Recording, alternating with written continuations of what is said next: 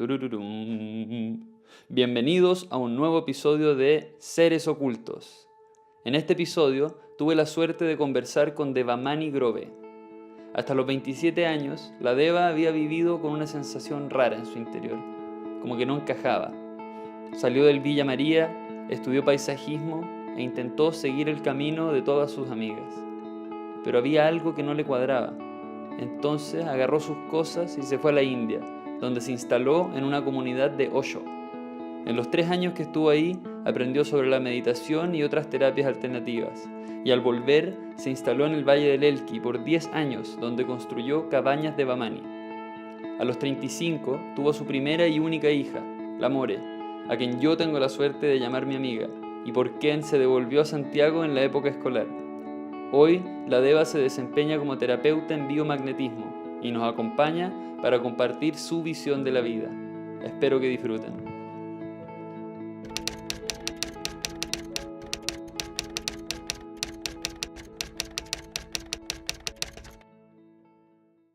La meditación hoy día se ha hecho muy popular, toda la cultura oriental, pero también tiene detractores que dicen que la meditación te aleja y que te hace indiferente. ¿Qué pensáis tú? Porque yo creo que es lo contrario, pero no sé qué piensas tú sobre eso. Yo siento que la meditación es una herramienta con la cual el ser humano se vuelve infinitamente más consciente, más inteligente, más sensible, más empático. Más compasivo. De todas maneras, porque y ahí es donde he ido entendiendo, al estar en esta vorágine, en esta vida imparable que va y como que te lleva para el lado que quiere, hay mucha inconsciencia. ¿Por qué? Porque venimos de chicos programados, condicionados con una cultura. Entonces, y esa cultura, ese condicionamiento, no es que, por lo menos de nuestra familia o de nuestra, yo creo que la cultura, no es tan dirigidamente para poder controlarnos. Se va como haciendo en el camino, es como que se va armando y de repente somos estos seres que nos afectó el profesor, la mamá, el vecino, la vecindad, claro, en la cultura chilena. Y hoy día la tele, el celular.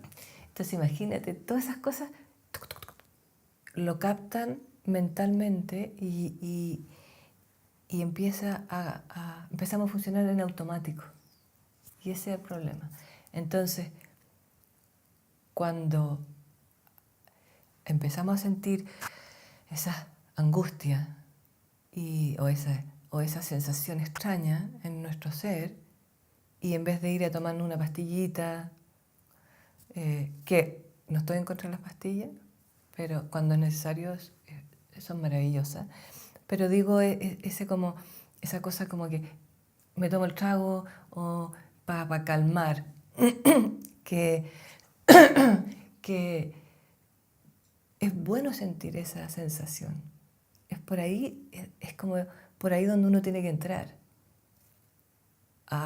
Y para poder ir a ese lugar de esa sensación incómoda, cual sea ella, pena, rabia, frustración, miedo, lo que sea, yo la única manera que puedo entrar ahí es tomando conciencia y aquietándome. Y ahí empieza a desanudarse, siempre digo como desanudar, o se revela el origen. El origen es como, tengo que ir a la raíz de eso. Y en ese silencio, en ese espacio de reflexión, de conciencia, empieza a aparecer situaciones en la cual nos vimos sin darnos cuenta condicionados. Entonces, conocer ese diálogo interno que es sumamente clave.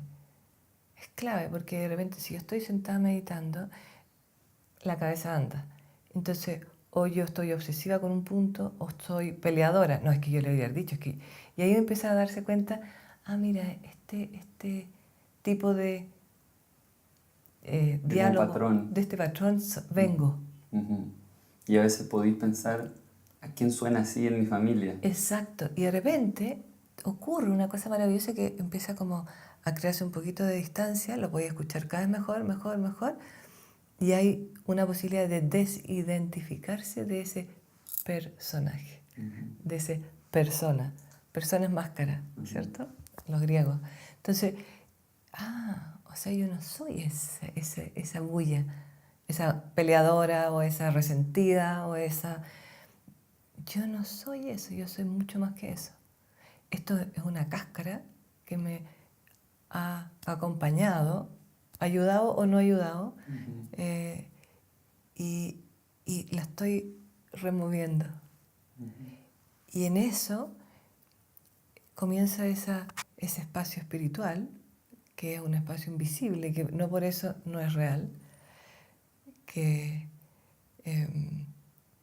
y comienza a revelarse algo maravilloso.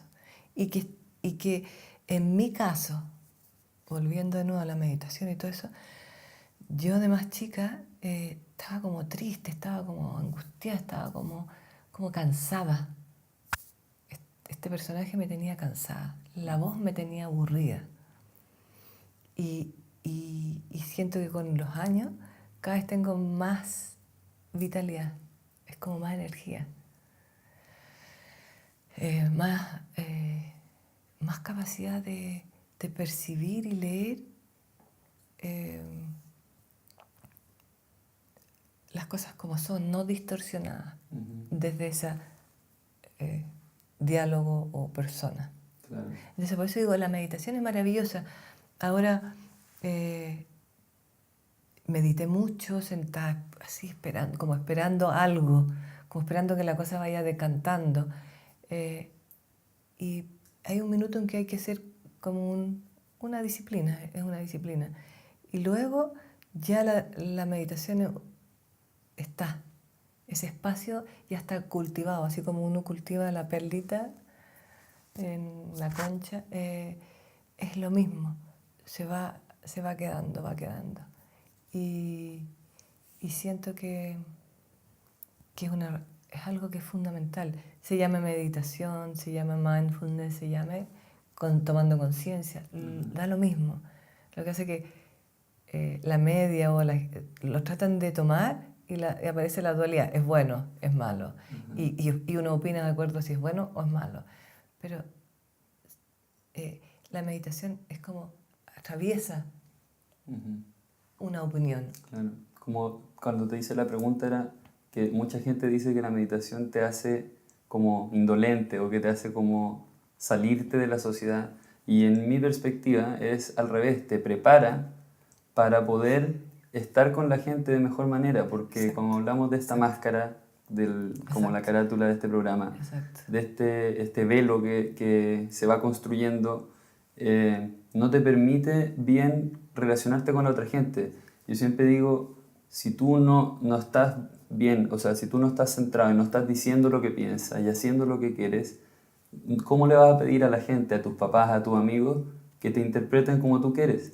Entonces siempre se van a transformar en estas discordancias entre la gente y que te van a interpretar mal y vayas a estar peleando. Totalmente. Es decir, es que nadie me entiende. Totalmente. Pero claro, tú te entiendes porque tú estás hablando con esa voz, pero cuando tú sales a la calle, no eres tú el que está hablando, es esta máscara. Entonces después es esta constante pelea. Entonces, volviendo a lo de la meditación, como dijiste, como le quieren llamar mindfulness, meditación, trata de limpiarse y de estar aquí y entender esos patrones de conducta. Exacto. Te permiten reinsertarte de una manera mucho más amable, más natural.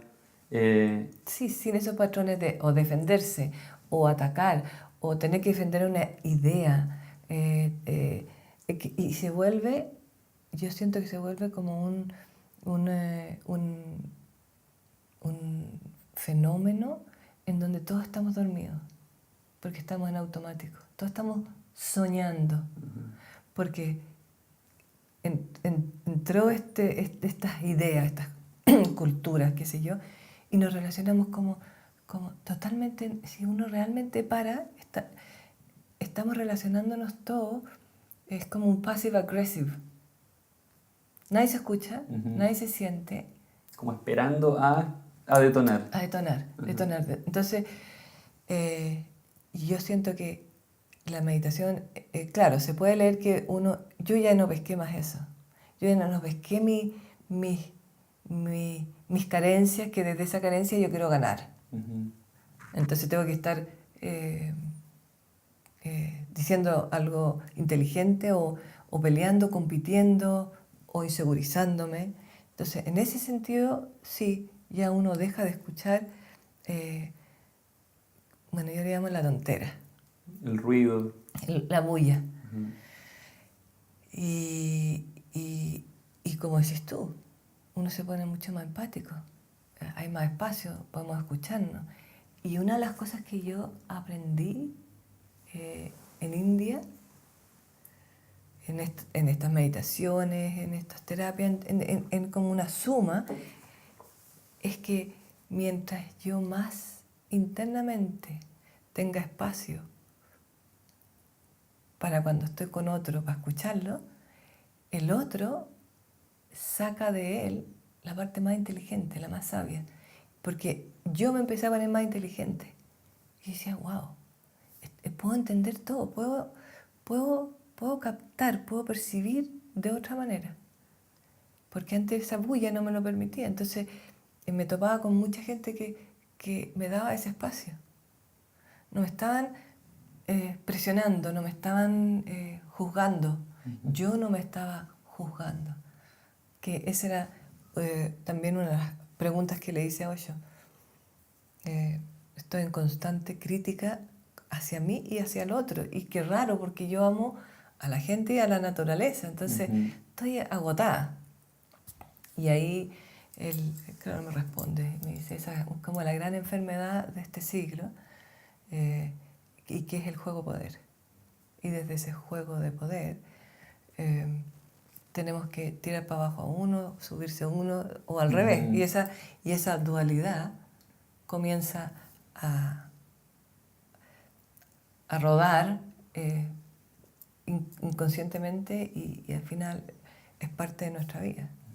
Sobre el juego de poder, leí un libro muy interesante de James Redfield. Se llama en inglés The Celestine Prophecy. Ah, sí, sí lo leí.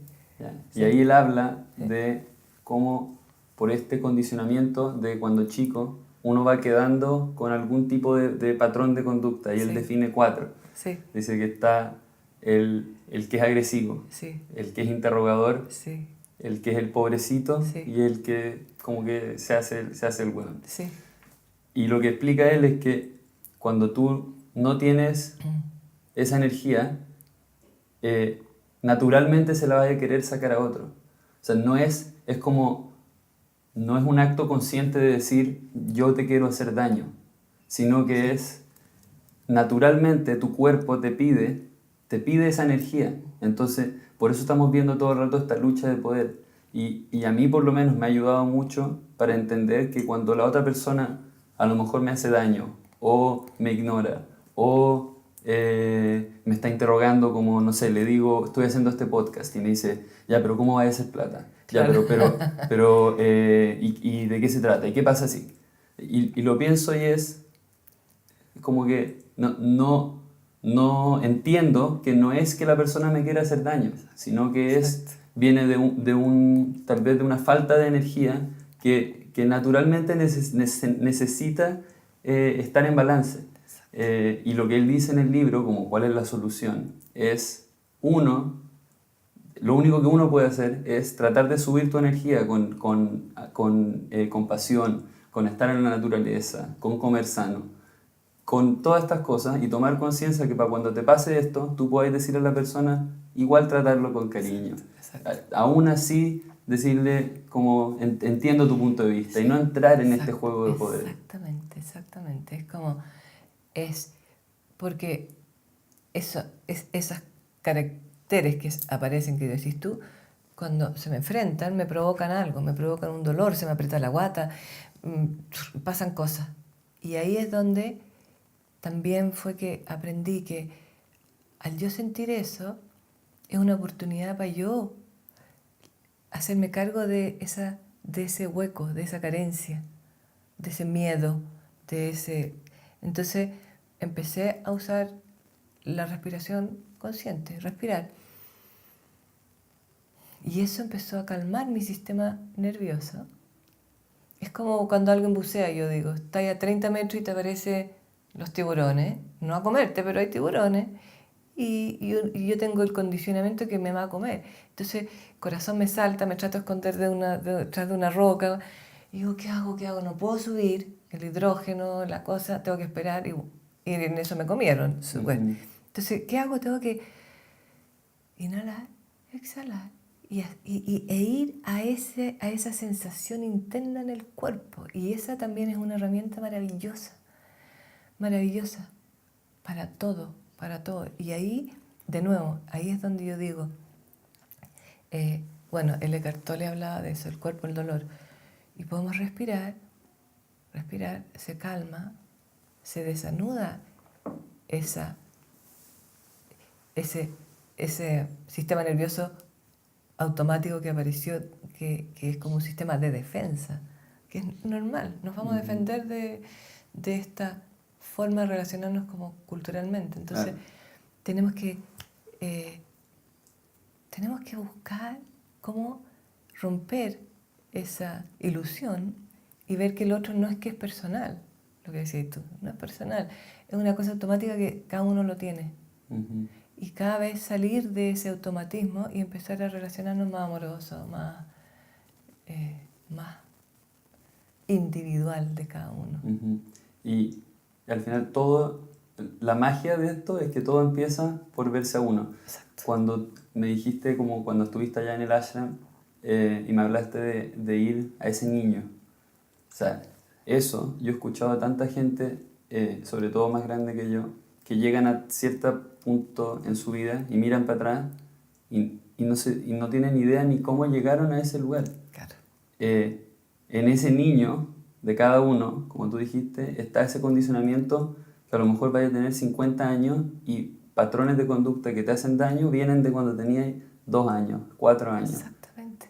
Muchos ejercicios de meditación que yo he visto tienen que ver con ir a perdonar a ese niño. Exacto. O sea, cosas como que, no sé, en este mundo, como que yo creo que tanta gente lo ve como irracional, pero cosas como estar sentado, tú no enfrente, nadie ahí enfrente, y yo poner una foto mía de cuando yo cuando chico, y decirle que lo perdono, que todo lo que pasó cuando era chico, que está bien, que a lo mejor sufrió, piensa con gente que fue abusada cuando chico, o con experiencias muy traumáticas. Yo creo que hay que hacer ese trabajo, porque si no, son esos patrones que van a quedar, o sea, de sentirte que te tenés que defender de todo. O, claro, que han grabado. claro. Y el niño es tan maleable, ese cerebro, en ese momento es tan maleable que o sea, es casi una obligación de cada persona ir atrás. Exacto. Y decirle a ese niño o niña, más que como criticarlo. Y acogerlo, acompañarlo, claro, porque no tenía la sabiduría, era inocente e ignorante. Y ahora somos, o sea, ojalá no perdiéramos esa inocencia, pero con más sabiduría. Y de esa manera podemos ir a rescatar a ese niño, a ese... y sí, yo creo que hay que hacerse cargo, hay que hacerse cargo, hay que caminar, hay que buscar, hay que escucharse, hay que parar, hay que balancear, es como estudiar, leer, averiguar y incluso de todas las religiones.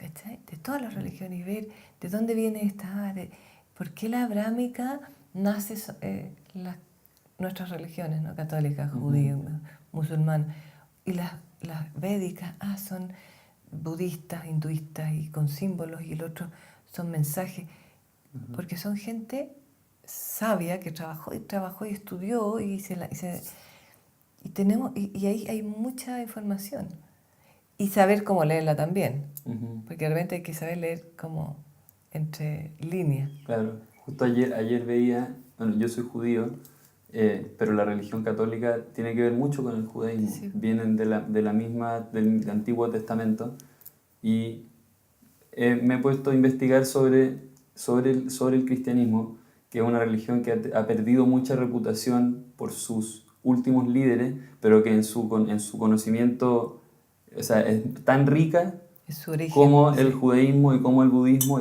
y como tantas otras religiones. Y ahí él hablaba con lo que tú me decías de estos mensajes, que son estos mensajes como escondidos. Y él hablaba de los salmos de David, donde habla de como las ovejas y el pastor, y que el pastor es Dios y las ovejas somos nosotros. Y muestra el ejemplo de el palo, que tiene un palo y tiene un gancho. No me acuerdo cómo se llama el nombre bíblico, pero Sí, es que el sí. pastor tiene un palo y tiene un gancho. Y la gente dice, claro, Dios tiene el gancho para recogerte, pero si te equivocas tiene el palo. Y lo que él dice, y que tiene que ver con como el saber leerlo, él dice, no, la interpretación es, el palo es para los enemigos. El palo es para castigar a tus enemigos, tanto internos como externos, y el gancho es porque te va a recoger siempre. Entonces es no como que al final esto de ser oveja no trata de decir voy a seguir a las masas, sino de decir yo no soy Dios, no tengo que ser perfecto. O sea, yo puedo ser una oveja más, pero tengo la suerte de que alguien me guía, como este pastor. Exacto. No tengo yo que hacer mi camino, y que es algo que le pasa a tanta gente hoy día, que es como tiene esta como visión de que tiene que hacer algo y tengo que alcanzar algo, y al final el camino está en el día a día. Sí, totalmente. Ujú. Sí, y en el estar, en el estar, gozar como las ovejas que están ahí mirando, estando, como que se perdió todo eso, se perdió. Y, y, y seguir, yo creo que tenemos que despertar del sueño, este sueño. Me acuerdo que tuve durmiendo, tuve un sueño. Y en ese sueño ocurrían todo tipo de cosas, como había miedo, había culpa, todas estas emociones humanas que recorren nuestra psiquis y nuestro físico. Y lo estaba como pasando mal. Y de repente me despierto dentro del sueño. No es que me desperté y vi la pieza, sino me desperté en el sueño y me dije, Devamani, estáis soñando. Todo esto es un show, todo esto es un escenario y todos estos son los personajes. Y tú estás identificada con uno de ellos, pero estáis soñando. Entonces, como tranquila. Y ahí me vino también otro insight en donde dije, wow, en el día a día yo también estoy metida en un sueño. Porque estos pensamientos automáticos, estos diálogos internos que uno va en el auto y dice, ¿cómo no dije esto? ¿Qué tengo que hacer? ¿Qué voy a ir a hacer? Entonces me dijo, entonces no, es que yo no puedo, es que... ¿cachai? El dolor en el cuello, en la espalda, estrés. Y ahí ya me la creí. Me vino el dolor al cuerpo y dije, no, ya estoy angustiada. ¿No? Y como que me tomó, me metí en el drama. Y en el sueño al final que construiste. Exacto. Entonces ahí dije, wow. O sea, día a día también lo vivo dormida. Dormida en ese sentido. Y ahí empecé como a todo el rato salirme de de empezar a ver que muchas veces estamos en automático, reaccionamos, no respondemos a la vida. Es como que el reaccionar es muy fácil, cualquier niño, uno le pasa algo, pero the ability to respond, el de responder, de responsabilidad. Mira qué lindo. Viene. Esa es otra cosa que también aprendí allá, de no reaccionar. Cualquiera puede reaccionar, pero responder a una situación te va a exigir estar atento, darte cuenta de tus cosas, del otro, que es automático, que no es personal. Ya, ok. ¿Y cuál es mi dolor? Ya, me quedo calladita y de ahí esperar que desde esa cosita rica, empática que tuviste contigo, puedes compartir ese amor, esa claridad mental. De ahí viene Claro. la claridad mental, cuando ya nos volvemos más altruistas, más empáticos. Eso leí a Claudio Naranjo, que muy chistoso, se hizo una página web y en su introducción él dice como siempre estuve en contra de esto, pero habían tantos impostores en la web que no me quedó otra que hacerlo. Y ahí él habla en su introducción del...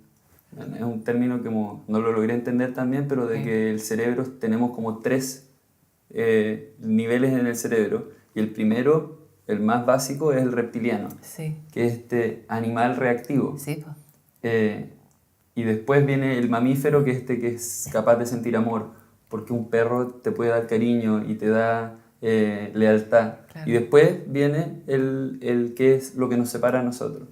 Entonces, la promesa para mí de hacer este trabajo interior es supero el reptiliano, Sí. este que me hace reaccionar, este Sí, que me hace sentirme como... O sea, ¿qué me separa a mí de un animal cuando yo reacciono y ni siquiera sé lo que estoy pensando?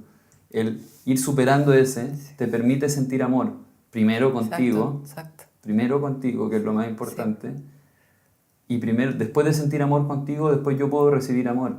Yo creo que mucha gente hoy día siente que tiene que ir a amar a alguien, y por eso hay tantas parejas. Amar a alguien para que te amen. Exacto, es como yo voy a darlo todo por esa persona. Sí. O que el otro te debe. Ajá, exacto. Eso es súper importante, ¿cachar? Nadie te debe nada.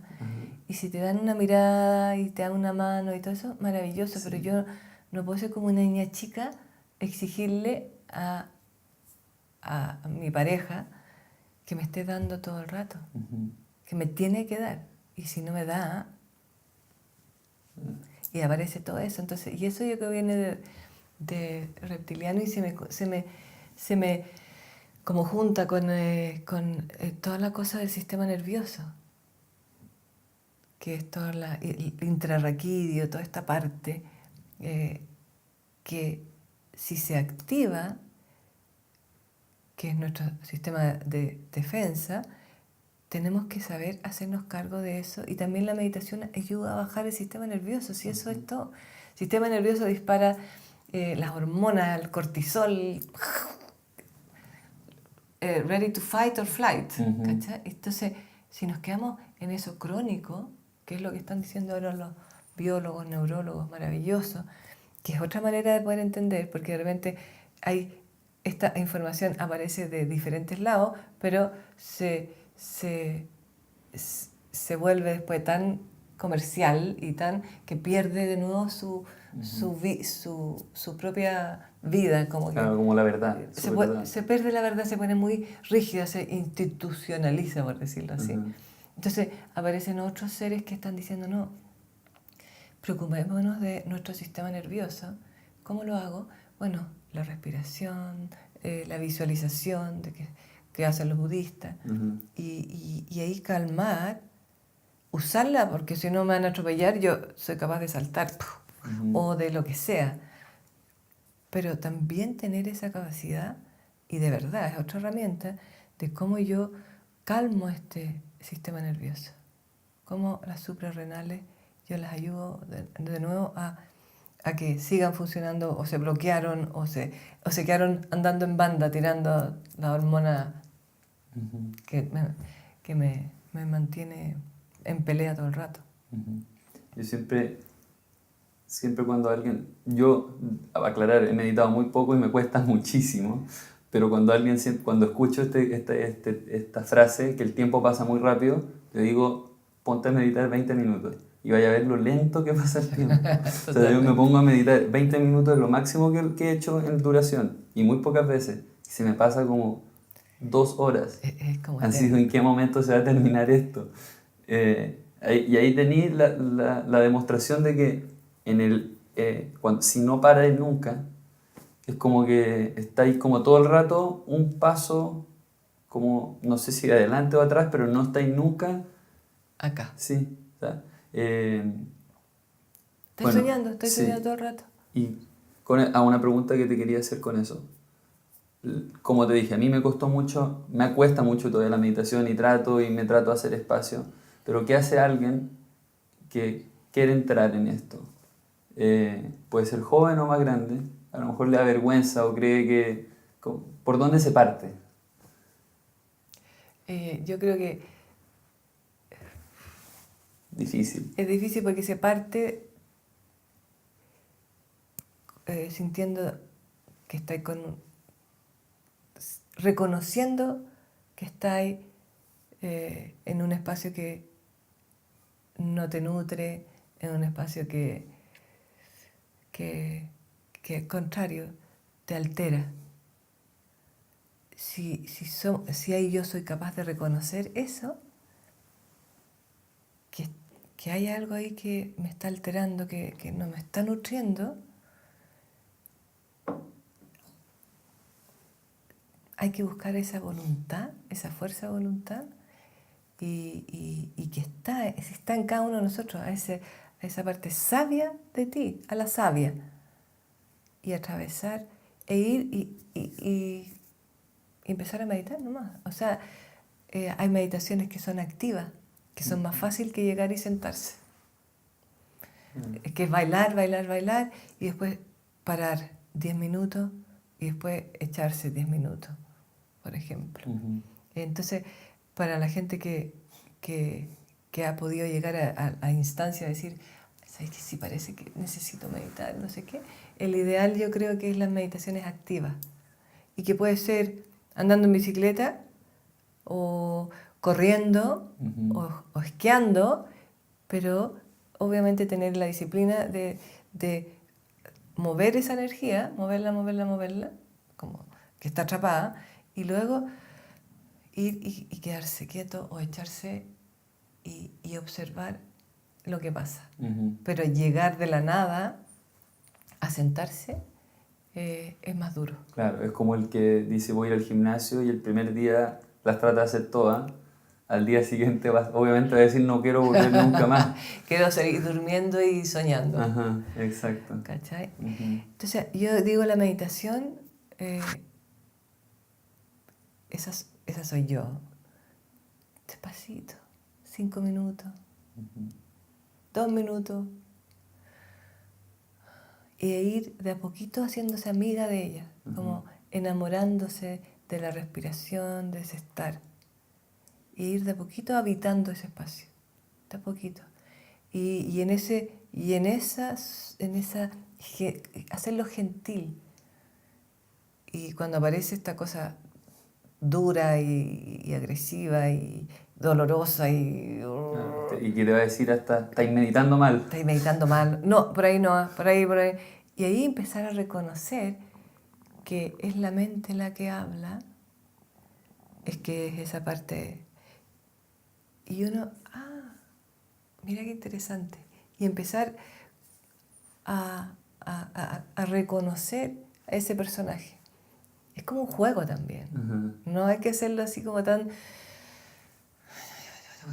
Mani Padme Hum, no sé qué, no sé qué. No, es como, es mucho más sutil. Claro. Es como hasta empezar a encontrar chistoso ese que te castiga y anotar y decir, no sé. Exactamente. Claro. Y eso es súper... También lo leía de este es un escritor, o sea, no un escritor, otro iluminado, que él habla, dice, enlightenment, the dumbest thing.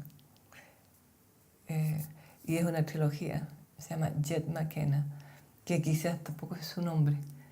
Y él dice, la iluminación es despertar, es to wake up, es despertar, es darse cuenta. Y yo creo que eso es lo que uno tiene que estar atento a, como Naranjo, ¿no? Tiene todo un... habla de las 9 arquetipos, ¿cierto? Toda esa información tenemos que leerla para tener las herramientas. Y yo creo que leer es maravilloso. Y leer, incluso hay videos, porque de repente nos da lata leer, o no podemos, o qué sé yo. Hay videos en donde hay mucha información. Claro, hay mucho chanta, pero hay muchos biólogos que son increíbles, científicos. Y atreverse a ir. Y ahí, desde tu autoridad, de tu impecabilidad, empezar también a escuchar esa voz que dice no, como si no lo hacís, que es no confiar en ti mismo. Entonces esa es otra parte súper importante en la meditación, darse cuenta que nos tiramos para abajo. ¿Y eso en la cultura oriental es tan así? Yo creo que no, porque es mucho más liviana, es más amorosa. Claro, porque ayer estaba escuchando un podcast se llama La Ciencia de la Felicidad, Sí. de la Universidad de Berkeley.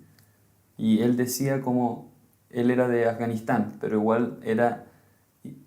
Pero lo que él decía era, a nosotros nunca nos enseñaron a preocuparnos de nosotros, era siempre del resto.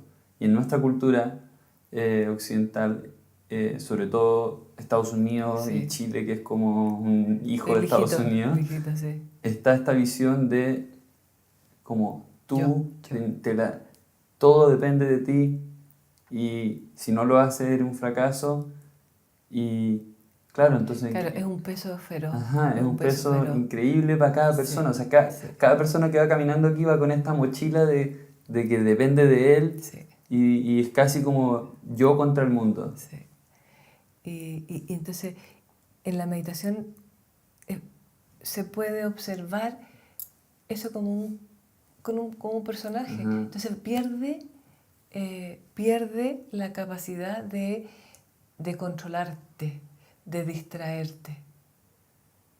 Entonces, y la meditación, por lo tanto, ¿qué es lo que también empieza a hacer? Es que empezamos a descubrir a estos falsos yo que te hacen creer que eres súper bueno o súper malo en esa cosa de la dualidad y te permite después estar totalmente en algo y ser mucho más eficiente y más inteligente. ¿Cachai? Porque estás en algo y te vaya a quedar ahí, no te vaya a parar y volver. Entonces, si uno está en el telar, está ahí profundamente tejiendo, haciendo belleza. O si está escribiendo, o si está en un essay, en un paper, lo que sea, está ahí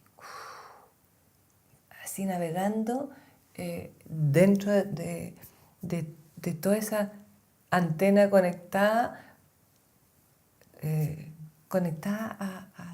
a la verdad, que está ahí, que está ahí. Y como para ir cerrando, yo creo que como el gran regalo, la gran promesa de centrarse, de mirar, de meditar, de limpiarse, es creas o no creas en Dios, tenga o no tengas fe. Yo creo que no hay nadie en este mundo que no le gustaría hacerse amigo de esa voz que todos tenemos. Exacto. Y cuando existe esa promesa, vale la pena tratar por lo menos. Sí. Porque, porque mucha gente se queda en que no, es que yo no sé si creo en Dios, no, es que los curas, sí, todo eso es verdad.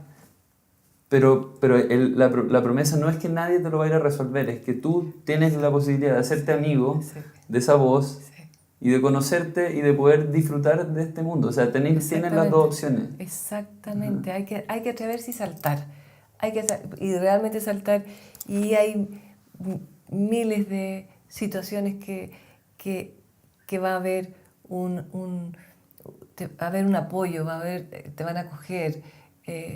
yo siento que te pegáis el salto y aparecen todas esas cositas ricas, esas herramientas, esas posibilidades. Y yo siento que de verdad ahora soy feliz. Y de chica no era tan feliz. Entonces el camino que me pegué el salto, y me fui sola, y cómo lo hice, yo no sé si me atrevería a hacerlo ahora. Obviamente digo, lo haría de todas maneras. Soy obediente con mi destino, o cuando se me ofrece voy a ir de todas maneras, pero realmente ahora soy feliz, tranquila, y sigo escuchando la bulla. No es que haya medito y no nada. No es cierto eso. Es hacerse amigo. Es hacerse amigo, es descubrir el personaje, el Netflix, que aparece otro personaje, otra cosa, y seguir, acordarse que eso es como algo que va paralelo. Pero a lo que lo escuché a Francisco Varela, que él decía, conectarse al flujo de la conciencia. Como Nemo, se mete a la corriente. Es estar así, de repente cerrar los ojitos y decir, hay algo que es lo que decía Einstein también, lo invisible, el campo que controla después. Es invisible, pero afecta a la materia, y el espíritu es lo mismo. Entonces no porque no lo vea, no existe. Eso a mí también... Entonces, y en ese espacio de un ratito, aunque sean 5 minutos, y se van sumando los 5 y los 10, va manejando, atenta. Manejo y escucho mi respiración, y ahí un ratito, y después ya la radio, el teléfono, si queréis, o el micro, ¿cachai? Pero al final es eso, tomar conciencia. ¿Cuántas veces uno está en la urgencia de la clínica esperando algún tipo de hora con alguien y el celular se saca como acto reflejo? Antes de sacarlo, puedes sacarlo, o sea, no hay problema en sacarlo. Sí. Como no hay problema en trabajar de camisa a corbata, como no hay problema en todos los caminos de la vida. El tema es decir, es como... ¿Es no automático? ¿Es automático? Claro. Y ahí es donde uno empieza a poder tomar de las decisiones como con más... autoridad. Sí, esto, la autoridad. El ser impecable, y el seguir el hilo interno tuyo, que, como digo, hay muchos otros que te van alumbrando, dando simbologías, gestos que te despiertan, pero que sea tu autoridad. Que no tenga que esto de seguir a un gurú. Para mí yo no estaba siguiendo a un gurú, yo lo estaba escuchando. Yo estaba internamente siguiéndome a mí, y sentí que ese era un hombre que valía la pena, que valía todo, y era muy global, era muy interesante. Entonces, no es seguir a alguien, no lo malentiendas, es escuchar tu propia autoridad y ser impecable, y entender lo que es la disciplina, entender lo que es relajarse también, y que yo no puedo controlarlo todo. El aceptar. Claro, es el juego de yo doy todo lo que puedo, hago todo lo que puedo, y después me libero, porque no tengo cómo controlar lo que va a pasar. Exacto. Y frente a esas pequeñas, grandes cosas, fluir, vivir tu vida, y la bulla, empezar a reconocer el personaje que está limitándote.